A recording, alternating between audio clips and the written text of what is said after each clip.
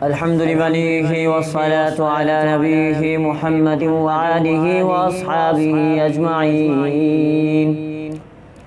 أما بعد فأعوذ بالله من الشيطان اللعين الرجيم. بسم الله الرحمن الرحيم. قال النبي صلى الله تعالى عليه وبارك وسلم: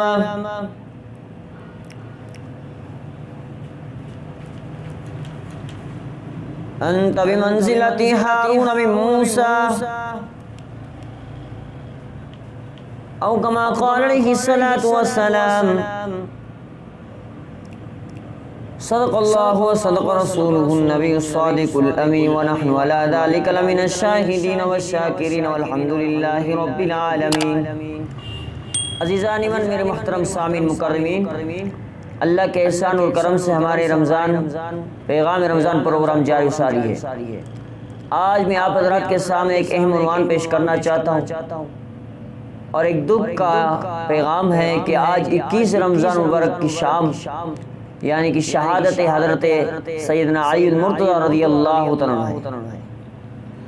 حضرت علی رضی اللہ تعالیٰ عنہ کون شخصیت ہے؟ حضرت علی رضی اللہ تعالیٰ عنہ وہ شخصیت ہیں جو نبی علیہ السلام کے چچا زاد بھائی ہیں. سیدنا حضرت علی المرتضی حضرت کا نام ہے، اور والد کا نام عبد مناف اور کنیت ابو طالب. اور کسی کو معلوم نہیں کہ حضرت علی کے والد محترم کا نام ابو طالب ہے کہ نہیں. ابو طالب حضرت علی کا بڑا بھائی تھا.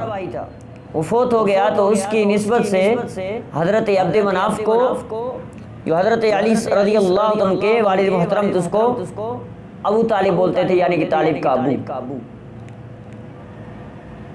حضرت علی رضی اللہ تعالیٰ عنہ وہ شخصیت ہے جس کے بارے میں نبی علیہ السلام نے فرمایا کہ انت بمنزلت ہارون من موسیٰ، اے میرے علی میں اور آپ ایسے ہیں جیسے موسیٰ کے نزدیک ہارون تھا، اس طرح سے ہارون موسیٰ کا بھائی تھا. اے میرے علی تم میرے بھائی ہو.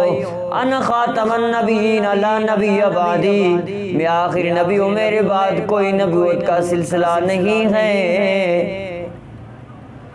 اور اتفاق کی بات بتاؤں، اتفاق کی بات یہ ہے کہ حضرت علی کے والدہ کا نام بھی فاطمہ، حضرت علی کے دادی کا نام بھی فاطمہ، حضرت علی کے زوجہ محترمہ کا نام بھی فاطمہ تھا.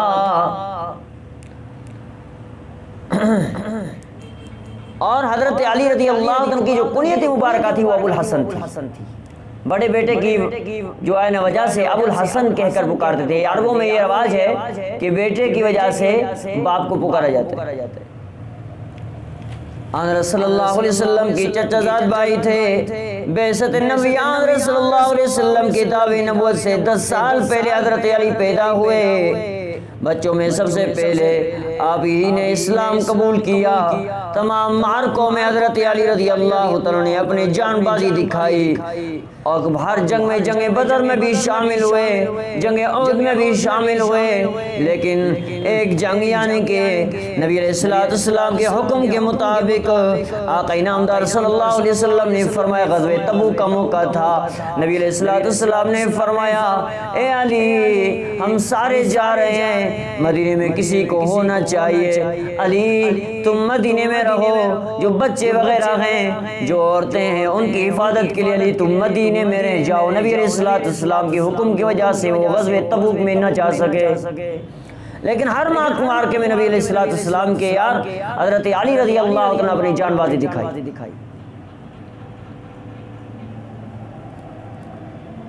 حضرت حافظ ابن حجر عسقلانی رحمۃ اللہ علیہ فرماتے ہیں کہ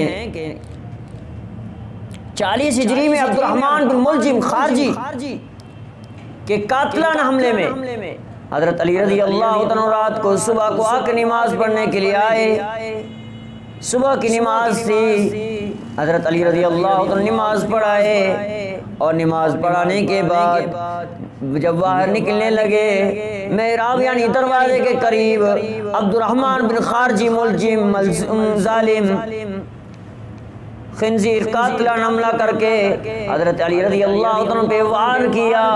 آقا انعامدار صلی اللہ علیہ وسلم کی جان باز ساتھی حضرت علی رضی اللہ عنہ پہ جب اس نے قاتل حملہ کیا، اللہ اکبر کبیرہ، حضرت علی رضی اللہ عنہ سر بسجود ہوئے، اللہ کے دربار میں سر بسجود ہوئے اور اللہ کے دربار میں جان نچھاور کر دی۔ وہ 21 کی شب تھی اور 21 کا دن تھا۔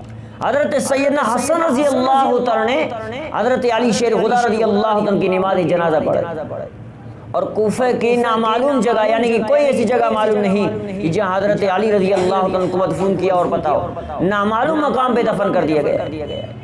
اور سیدنا علی مرتضیٰ کی شہادت پہ ایک بڑے شاعر حضرت اسود دہری رحمت اللہ علیہ فرماتے ہیں، لکھتے ہیں کہ اے آنکھ کچھ ہماری مدد تو کر، امیر المومنین کے لیے کیوں نہیں روتا؟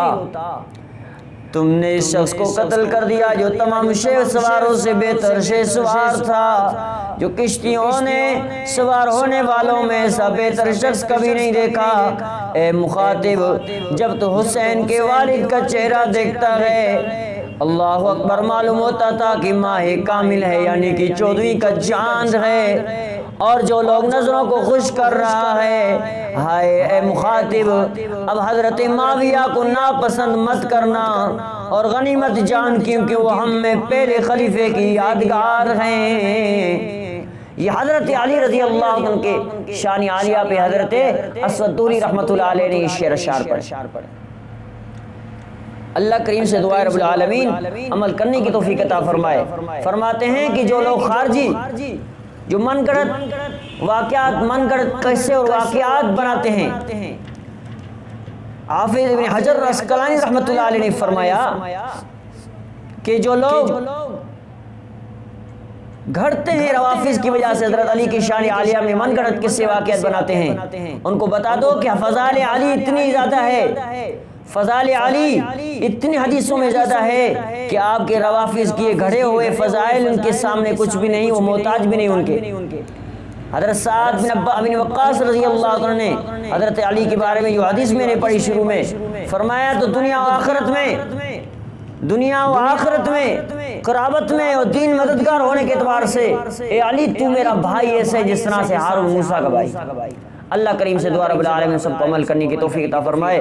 اور آج 21 کی رات ہوگی اور تمام لوگ اسی کی رات کو شب کو جاگ کے اللہ کی عبادت کریں اور اللہ کریم کی وحدانیت بیان کریں، نماز اذکار پڑھیں، درود پڑھیں، قرات کریں، قرآن مجید کی تلاوت کریں، استغفار پڑھیں اور مغفرت مانگیں اللہ تبارک و تعالیٰ سے۔